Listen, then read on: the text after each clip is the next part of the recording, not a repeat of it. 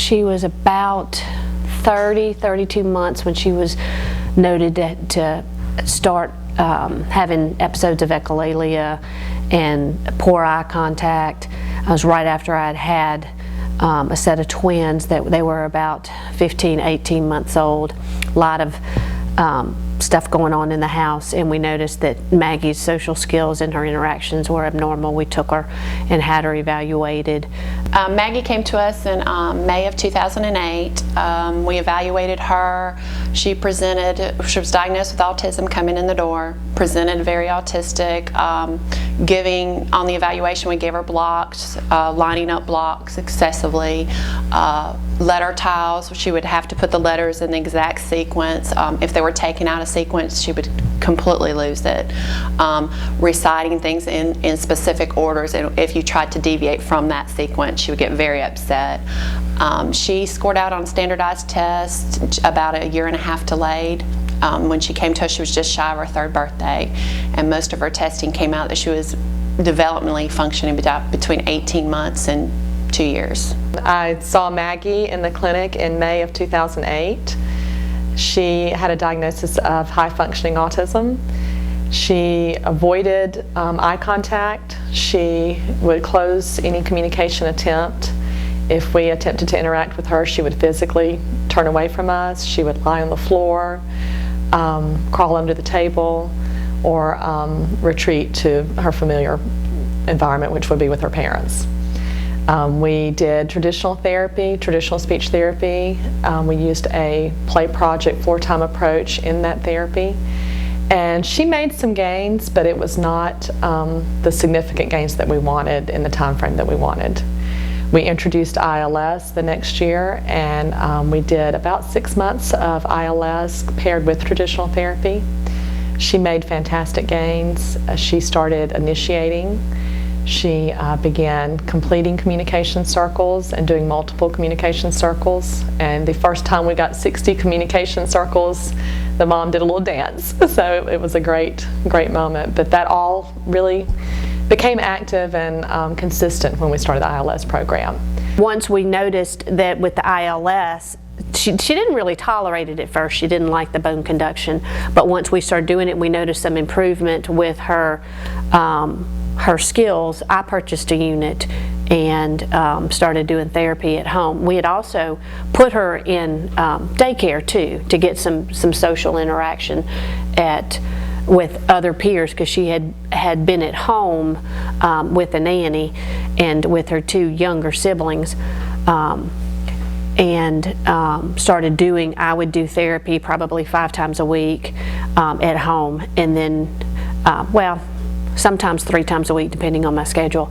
And she'd receive therapy at Kids Kount twice a week, and we noted significant improvement in her eye contact, in her circles, in her OT skills. Her writing got better, her fine motor skills. We figured that she would have to be in therapy for a while, and that, you know, maybe she wouldn't even be in mainstream school, but she's in kindergarten doing great without any problem. Nobody even knows that she's autistic except her teacher. Some of the significant changes we saw with ILS were her attention span had improved greatly, from less than a minute from initial evaluation to after ILS she tolerated 30 minutes minimal on an activity.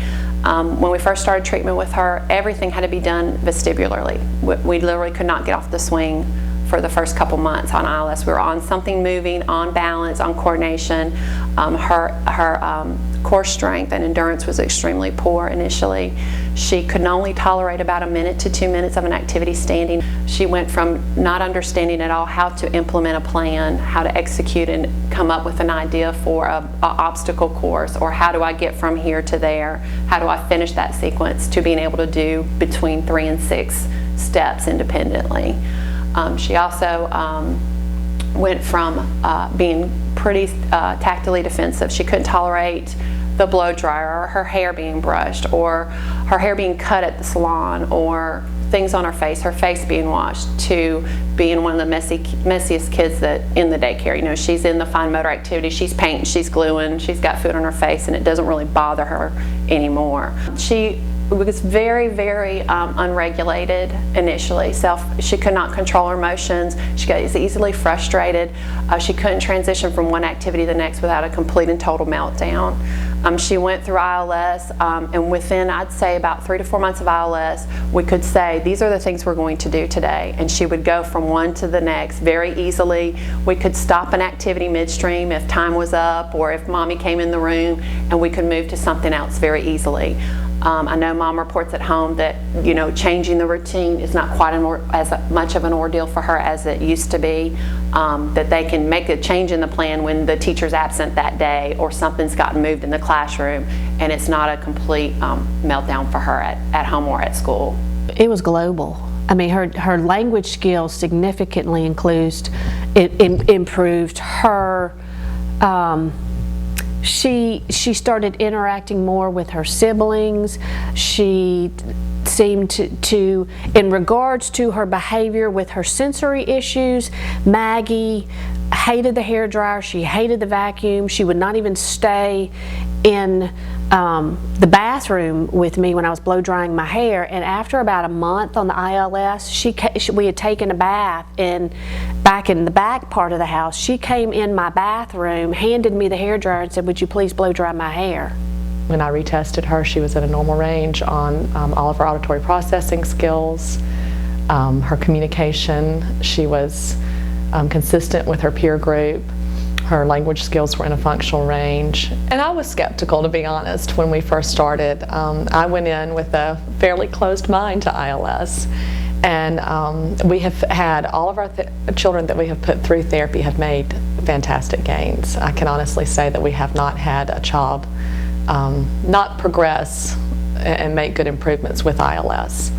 As far as the autism spectrum, that specific population, the biggest battle we have initially is the tolerance of the headphones. Once they get the headphones on and we start doing aggressive therapy using the ILS as another modality, we see all of those children make significant gains with their eye contact, with their continuing the communication exchange, and with their organizational skills of language. A lot of our children with autism will test in normal parameters on concepts, on their concept knowledge, but they really have a hard time with that social piece and with that auditory processing piece, and ILS has proven to be the most effective tool for that, to address those areas. As far as the number of children we've done ILS with, I can't give you a specific number, but I would say at least over 100 probably now. I was worried that Maggie wasn't even going to be mainstreamed, and I'm thinking, okay, my autistic child's never going to be in mainstream school. She's never going to get married. She's never going to have a normal life, and that's why I did the therapy at home, and I was so aggressive with it because I wanted her to be in school, and she's in school. And she's got good citizenship award, and she's making straight A's. And when she greeted you today, she ran up and hugged Andrea, and you asked her questions, and she made great eye contact with you and answered your questions. She didn't act like an autistic kid. But when I brought her to Andrea 2 years ago, Andrea walked in the room and she went in the corner and put her head down like an ostrich. Having her to have gone through this therapy, being a single mom, has made my life so much easier because Maggie now can interact and play with her children. She can sit down and have a meal with her children, with her siblings, and with me, and not have as many food aversions. I can blow dry her hair. She's acting like a regular kid. She's not sitting over in the corner crying because the TV's too loud or because the vacuum cleaner's on. She sleeps better. I mean, I don't have an autistic kid.